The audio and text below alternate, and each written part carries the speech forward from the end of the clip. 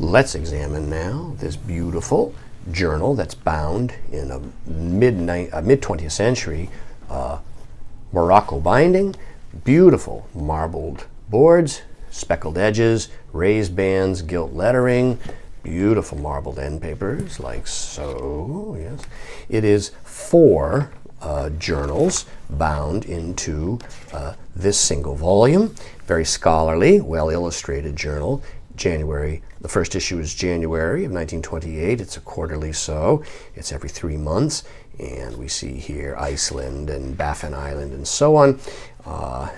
And here is how the first section looks with all these illustrations. Number of maps and diagrams.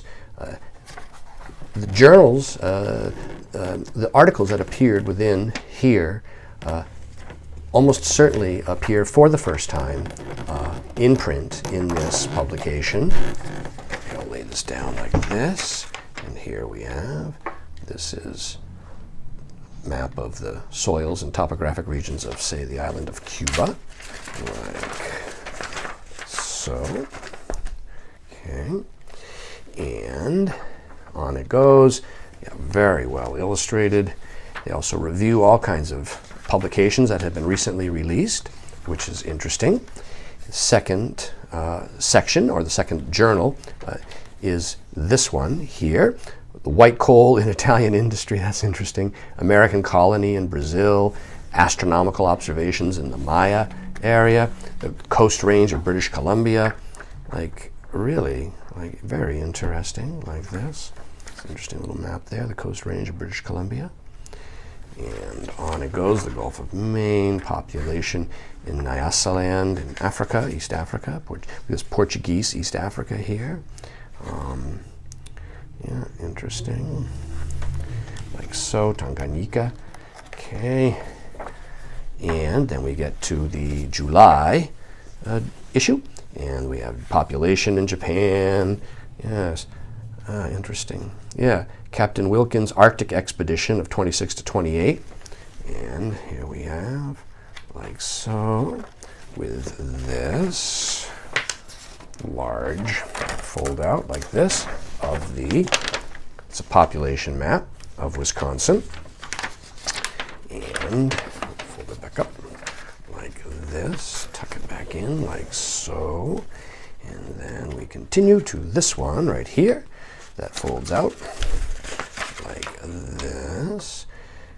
Floods of the Connecticut River system in New Hampshire and Vermont in the 1920s. Back then they were thinking about us from a scientific perspective, flooding of waterways. And, oopsie, let's unfold if we can. Sometimes these can be a little bit challenging to unfold given how stiff the paper is, but this is a very nice map here. Let me give this a shot and do it in a way that, there we are, like so. Haha. Yes, Columbia Plateau in Washington. That's a very nice color lithographed map, 1928.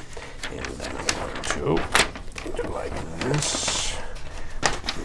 This is right here why this inset part of a map is often trimmed more narrow on many maps to facilitate the folding in and out of the map within the volume and avoid tearing it. And we see the book remains clean, tight, and sound throughout. It's scarce. These books are rarely seen. This, I assume, I'm going to say, is a custom binding for an early owner that had them all uniformly bound, this journal, because it was issued in paper wraps. And it's very uncommon to find it in a very beautiful, superior binding like this.